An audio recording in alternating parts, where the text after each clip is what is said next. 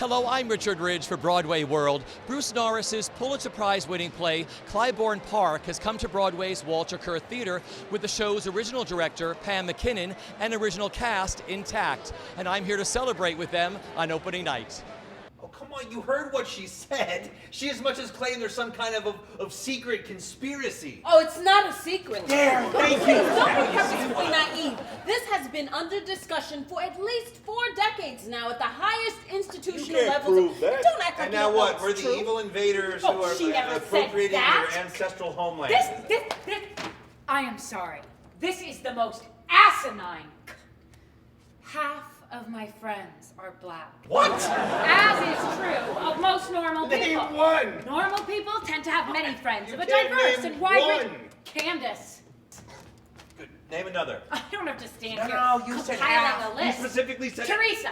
She works in your office. She's not your friend. She was at the baby shower, Steve. I hope she's not my enemy. Well, this is all fascinating. Name another. And while I'd love to sit here and review all of American history, maybe we should concentrate on the plans for your property, Yes, which yes, has the been history initial of topic America is the conversation. history of private property. That may be, Read de Tocqueville. though I rather doubt your grandparents were sold as private property. Take me back to the beginning of how you got involved and why you wanted to produce it. Well, my first experience with Clybourne Park was reading it, and I was so enthralled and so connected and so hysterical, laughing on the page, and I just knew we had to be a part of it.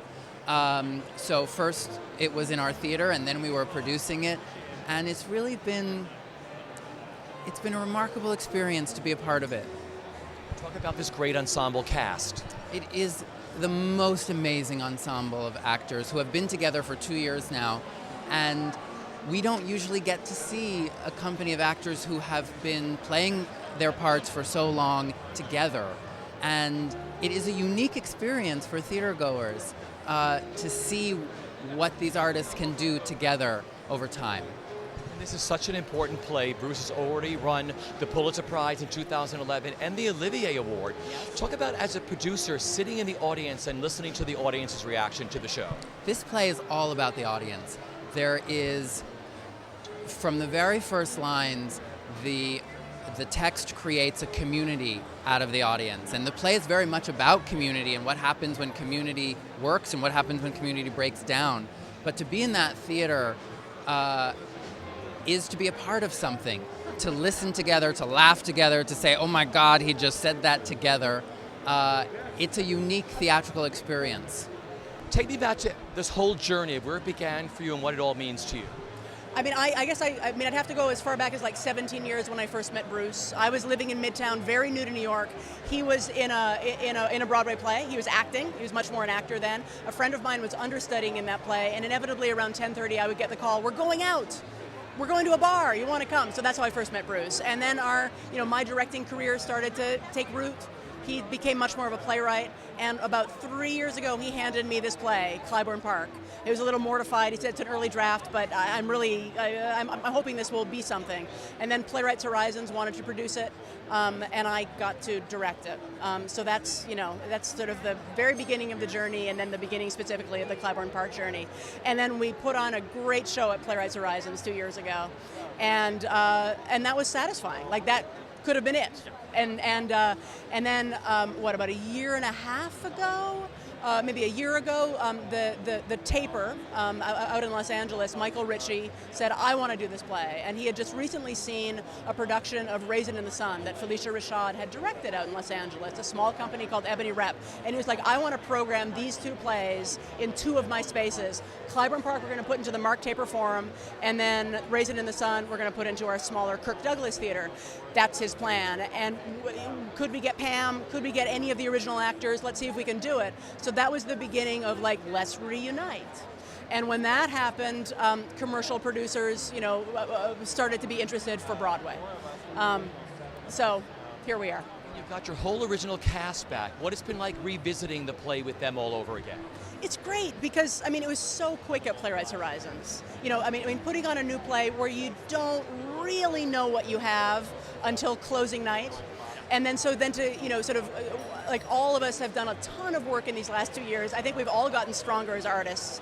So then to like regroup in like, sort of a play that we fundamentally loved, knew worked, and just get to add muscle to it. I mean, we finally got to have some like big important conversations because we simply had time.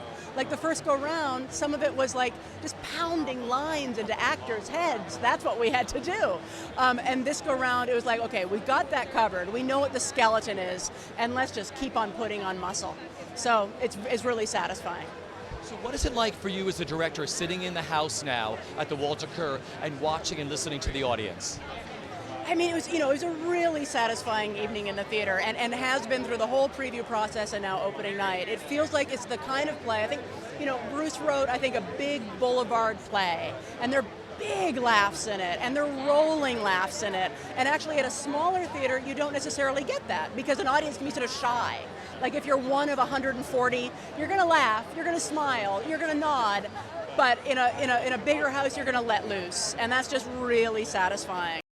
Last night he was just sitting there at 3 in the morning, and I say to him, don't you feel sleepy? Do you want to take a Somonax or play some cards maybe? And he says, I don't see the point of it.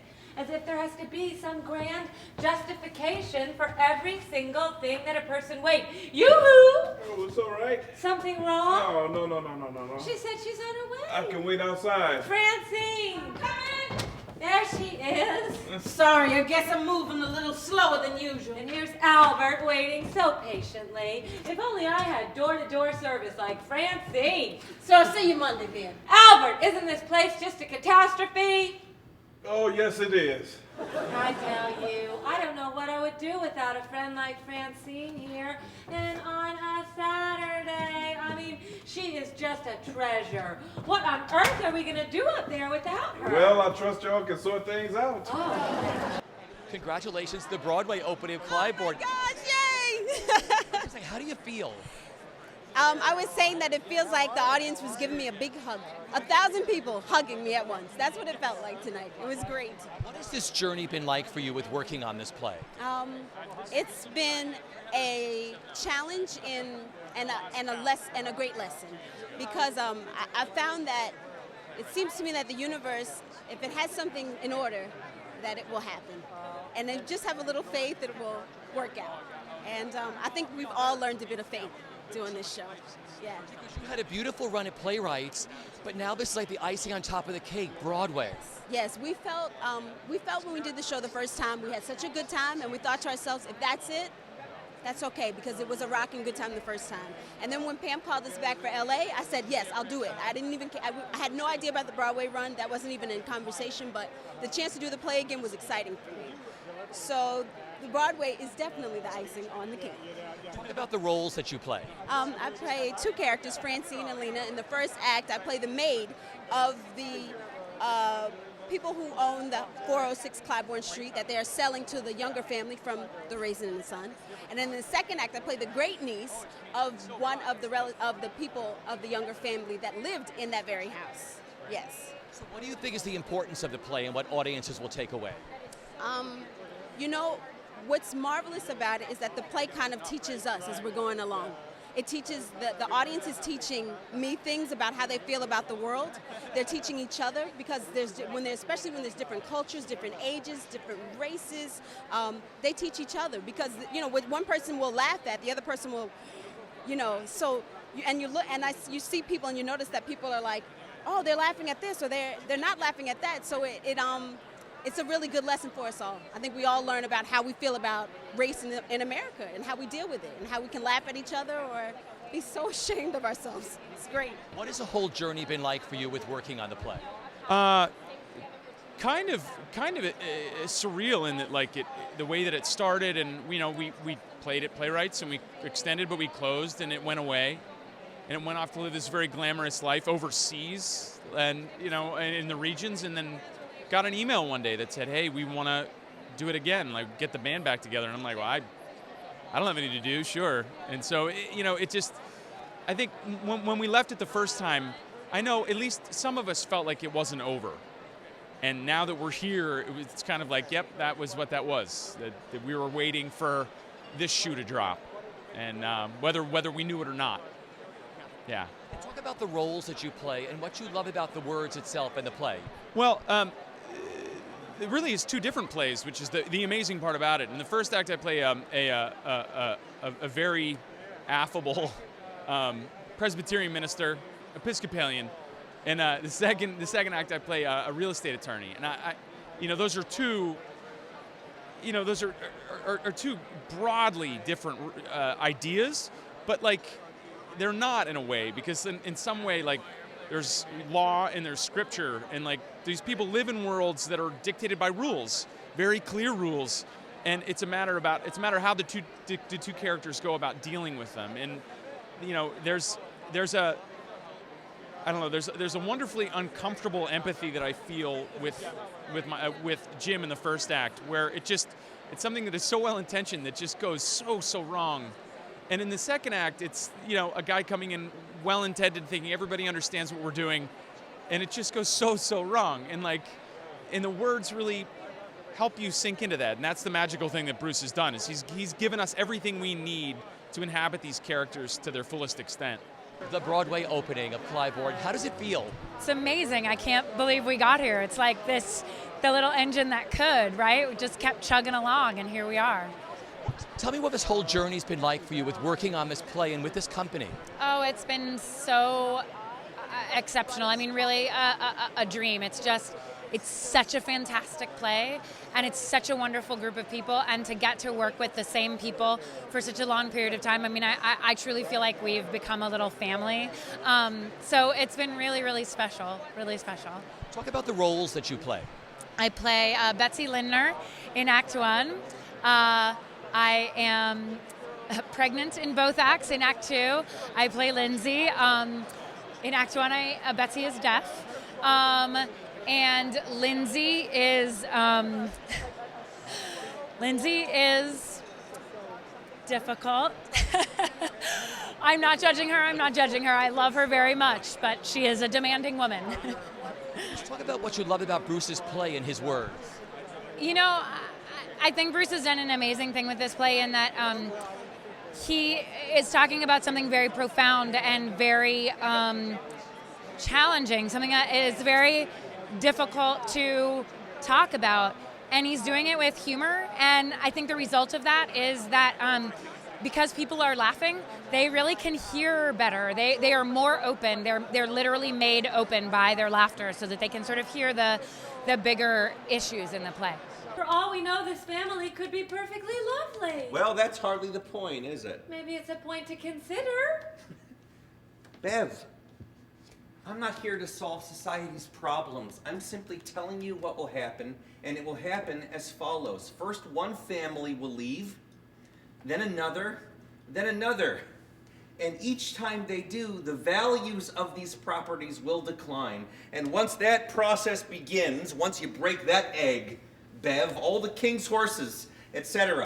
And some of us, you see, those who don't have the opportunity to simply pick up and move at the drop of a hat, well, those folks are left holding the bag. And it's a fairly worthless bag at that point. I don't like the tone this is taking. Okay, let's imagine if the tables were turned, huh? Suppose a number of white families started marching into their community. Actually, that might be to your advantage. Talk about the roles that you play. Yeah. Well, in the first act, I play Carl Lindner, who's the crossover from Raised in the Sun. He's the white character in Raised in the Sun, and he doesn't want this black family to move into this white neighborhood.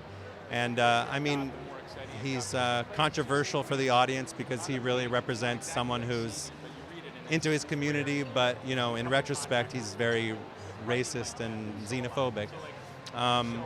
And so it's provocative. I mean, I think Bruce Norris, the writer, is incredibly provocative, and he's willing to put people on stage that shock us and surprise us and make us question things. So in the second act, I play someone who lives in the house in 2009, who's about to move into the house and change the house. It's a black neighborhood now, and it's a white family that's moving in.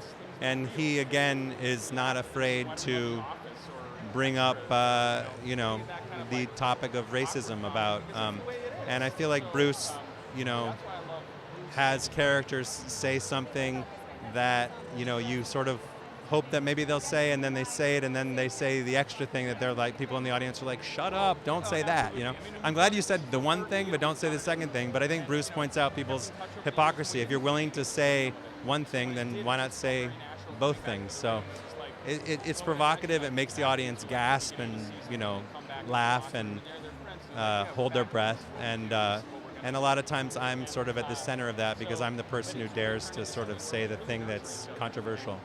Yeah. And working with the original cast all over again, what that's been like.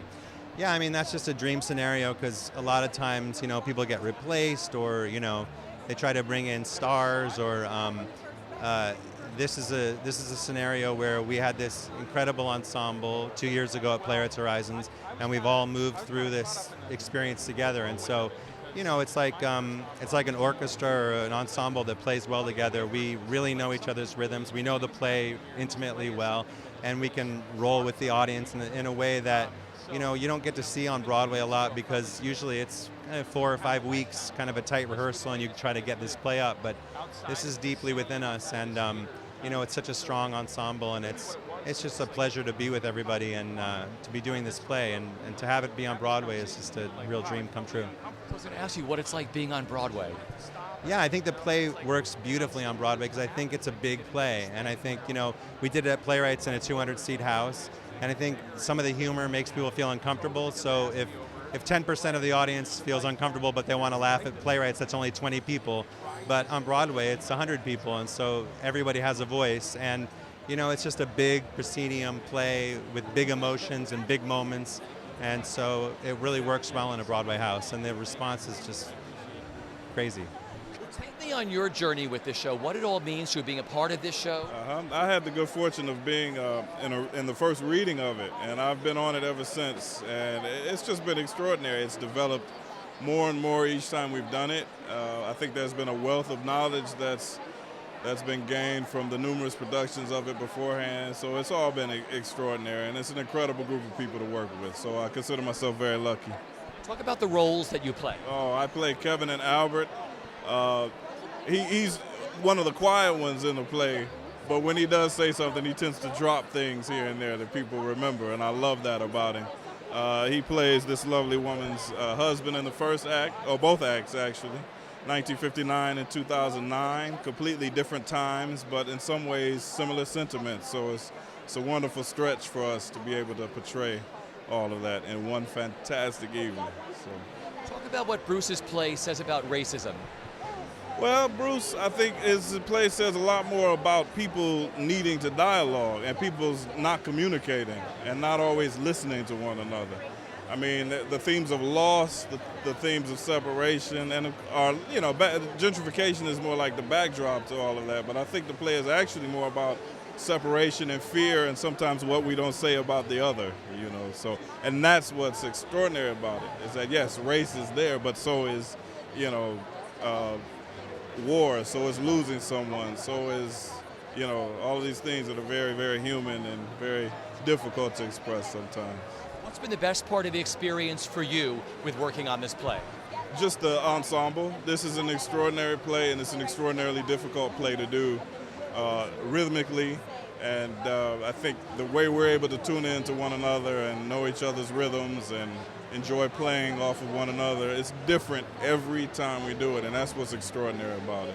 There was this great article 2 weeks ago, I don't know if you saw this, about the history of the changing ethnic distribution. Of the I should neighborhood. read that. In the 70s and 80s, how that was followed by a period of rapid decline. No, Not trouble. She didn't mean. There was trouble. Well, economic trouble. Drugs are trouble. That's what I'm saying. Violence is trouble. Exactly. And the violence as an outgrowth of the criminalization of those drugs. Because you know the two of us was both crackheads. I'm just kidding. Talk about the roles that you play. In the first act, 1959, I play Bev, who's sort of a happy homemaker, at least on the surface, and very quickly you realize there's a lot more going on. And then in 2009, I play Kathy, a real estate lawyer who pretty much what you see is what you get. There's not a lot under the surface there. It's like two separate plays, isn't it? It's so much fun. Just talk about Bruce's words, what you love about the play. The language is so specific, and it's truly an ensemble piece, and yet everyone has such great, unique parts. I think everyone gets to stand out and shine in their own fashion, but it's an ensemble piece, and I think a big part of that is the way the language sort of flows. Like Damon, who's a conductor, talks about how it's kind of like music. And we hit certain rhythms, and there are certain emotional notes to hit, but a lot of it is timing and the back and forth between all of us. And that is one of the funnest things about this play, especially in Act 2, when it really gets going and everyone's just...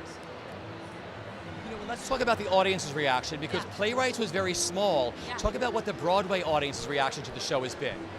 From your standpoint of listening to them on stage. Yeah, it's very different every night, but generally speaking, the play tends to get a pretty vocal, pretty visceral reaction, and that's a really fun thing to have as actors on stage, because it's kind of like having another character in the play to respond to and feed off of, and it always makes you hear the play in a new way. Every night we have some laughs that are consistent, of course, but then there's always like a new or what.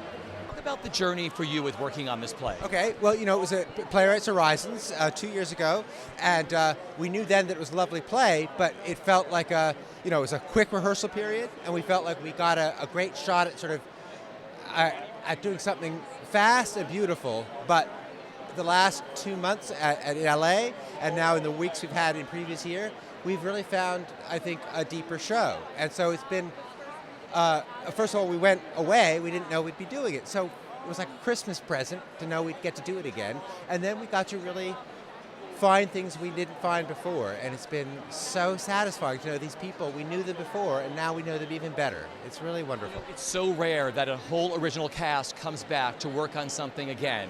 It is so rare. And I think we weren't sure we'd have us all. And then when we did it, again, it felt like this, it almost felt like it was foreordained, once we were all together. And now it seems like it would have been impossible if it had been any other group of people. To us, it feels that way, Talk about the roles that you play. In this play, I play Russ in the first act, and I play Dan in the second act. And Russ is a guy with a lot of issues that he is trying not to reveal. And Dan is a guy who is open, a wide open guy. Russ has to face, moving past a personal trauma, and he has to just find out what he thinks about racism, what he feels about prejudice, things he does not care to confront. And so the first act is really about a man forced to confront something he doesn't want to confront, and finding a voice in a way, and also finding sorrow. And the second guy is a guy who's found himself a long time ago, and he's just orbiting around people who are still unrealized, It's like two plays, isn't it? It is two plays. It is 50 years apart, same house, two different generations, two separated by really two generations. So new history, but some of the same themes, Best part of the experience, Frank, has been what for you? Best part has been, it's been being with these people and with these characters. I mean, with the role of Russ in particular, playing somebody who does not want to talk, but ends up talking the way he does, ends up finding anger, being articulate against his will. That stuff is enormously satisfying. But I would say this company has been the most satisfying part. Look, humans are territorial, okay? Who are you? This is why we have wars. One group, one tribe tries to usurp some territory, and now you guys have this territory, right? And you don't like having it stolen away from you the way white people stole everything else from Black America. We get it, okay? We apologize, but what good does that do if we perpetually fall into the same predictable little euphemistic tap dance around the topic? You know how to tap dance? Oh, you see what he's doing? Maybe No, Clay, I'm go saying ahead. no. I'm saying every single word we say is scrutinized for some kind of latent. Meanwhile, you guys walk around going, and we're this, and then we're that, and whatever. No, we all know why there's a double standard, but I can't even so much as repeat a fucking joke that the one black guy I know told me. So tell the goddamn joke. Not now. If you feel so oppressed, either go ahead and tell it, Do not. or maybe you could move on. Thank you. Well, I want to hear it. Oh, I no, can't. trust me, it's interested? offensive. Of course, it's offensive. To That is me. the point. Offensive to you. to me. Wait. How does it offend you? Because it's disgusting and juvenile and traffics in the worst possible type of obsolete bullshit stereotypes. Well, now I gotta hear it. No,